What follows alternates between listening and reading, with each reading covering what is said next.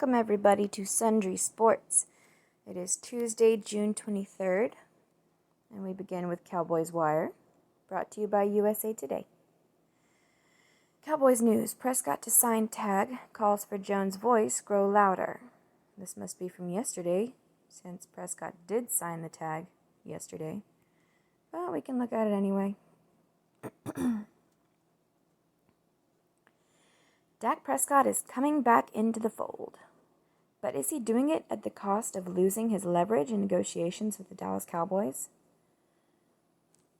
I don't understand why people think he has so much leverage. He really hasn't accomplished that much.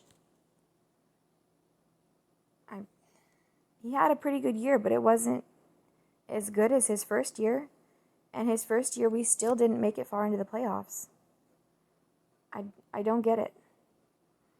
Recently on ESPN's First Take, defensive tackle Gerald McCoy expressed how the silence of Cowboys owner Jerry Jones on social injustice wasn't a good look, and reiterated those thoughts on ESPN's NFL Live the same day. Okay. What's with all these players from other teams bad-mouthing our owner? And why is everybody letting them? Huh?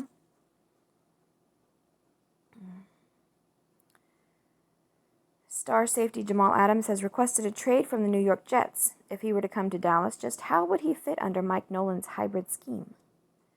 Randy Gregory is currently awaiting a decision on his pending reinstatement to the NFL. After a year off and turning his life around away from the field, it'll be interesting to see what he will be able to offer to the Cowboys pass rush. Dak Prescott has had a very productive start to his career, but where does he rank amongst the Cowboys quarterback elite? Getting inside the mind of offensive coordinator Kellen Moore, how Chidobe Awuzie needs to elevate his game, and the rare opportunity for UDFA undrafted free agent tight end Sean McKeon, plus more, are discussed in the news and notes. Cowboys Prescott to sign franchise tender, what it does and doesn't mean. Go inside whether or not Prescott has given up leverage. He hasn't. Okay. And what the benefits of signing the tender are. I would agree that he hasn't, but that's because I don't believe that he has that much leverage to begin with. Cowboys, Gerald McCoy. Oh, Gerald McCoy is a Cowboy. Well, what's with the Cowboys bad-mouthing their own owner? Come on, guys. What is this brave new world? I don't like it.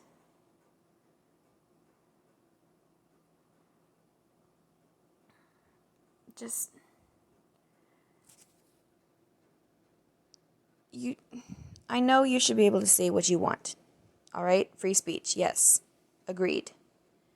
But there should be some decorum. There should be some propriety. There should be some respect. You should say what you want, but you don't have to do it on a national platform.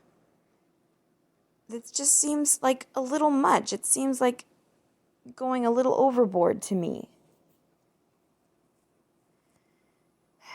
The Cowboys defensive tackle took to NFL Live to explain further on racial injustice. Juneteenth, otherwise known as Jubilee, at least it used to be known as Jubilee, and I think that's a much better name. Juneteenth means absolutely nothing.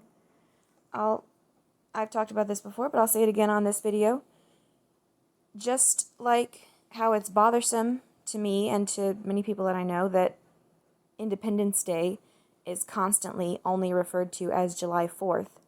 When you take away the name that actually means something and you just call it the date that it is, Juneteenth is just a contraction of June 19th. When you do that, then you can assign any new meaning to it that you want. For instance, Juneteenth, Jubilee, is supposed to be a celebration of the slaves being freed. I know they were not all freed right then at that time, but it's a celebration of the law that they would be freed and the decree that they would be freed when it was read in Texas, in the last place where word reached, I think it was.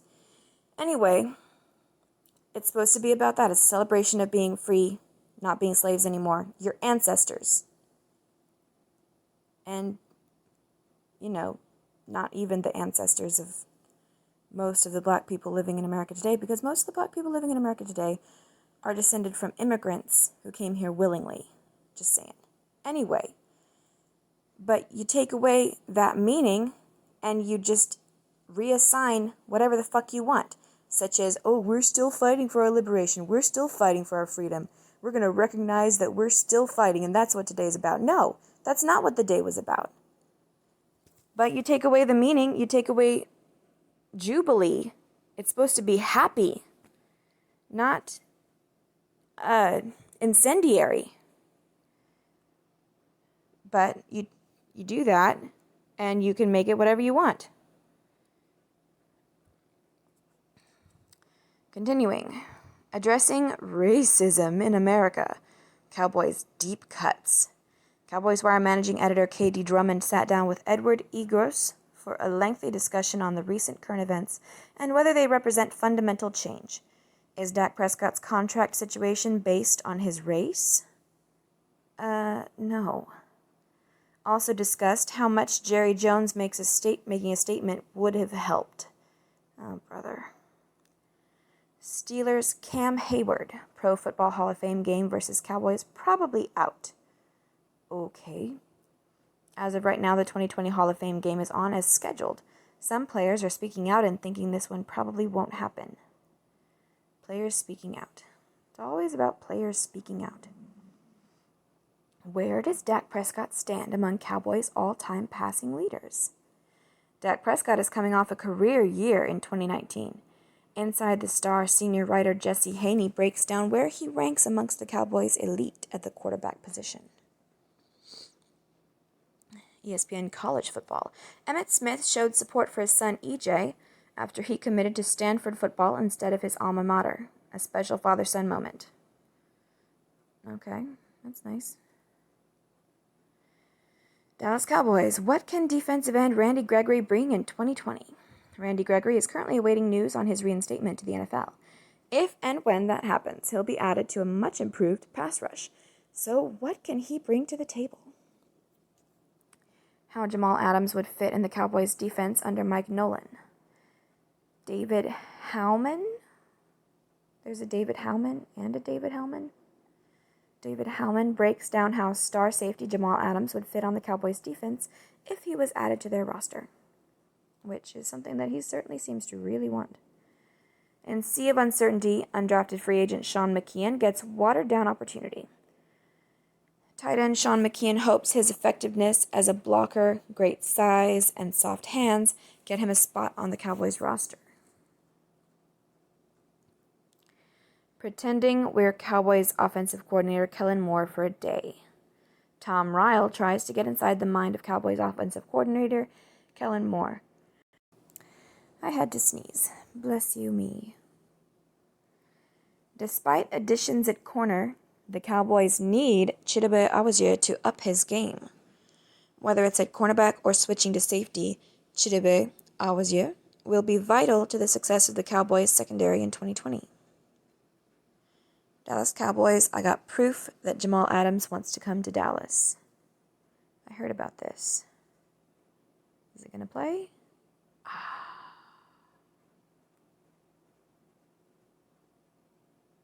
We'll try this.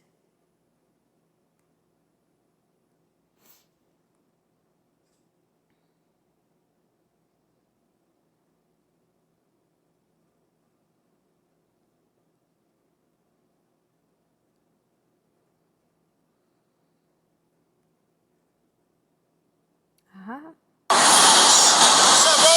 Hey, what's up, bro? What's up with it? Hey, you coming to Dallas? Hey, man, I'm trying, bro. All right. Okay, that's all then. Going back. Can Ventel Bryant turn a 100% touchdown ratio into a 2020 gig with Cowboys? Our countdown to the regular season continues with another of the young wide receivers hoping they can make a name for themselves behind the big three. Bryant's claim to fame? He's been perfect thus far. How many passes has he been thrown? Odds makers like Jamal Adams to Dallas. Cowboys have nothing yet. Yes, that's been there before. Serve up summer faves. Free shipping for Plus members. Available at Sam's Club. Shop now. Cowboys NFL teams must divide personnel into tiers for COVID access. As society gradually reopens during the COVID-19 panic, despite soaring infection and positive rates in many states, new rules have been imposed at most places of work, places of business. More headlines. Cowboys' Travis Frederick named 2020 George Halas Award winner. Good for him. Cowboys news. What Jamal Adams is worth. Pass more, win less. In sea of uncertainty, UDF undrafted free agent Sean McKeon gets watered down opportunity. That was on the... This is so annoying. Cowboys news. Zeke's COVID fallout. That's really old. Details of Andy Dalton's hometown discount. Buyers market Cowboys contract emerge. Okay.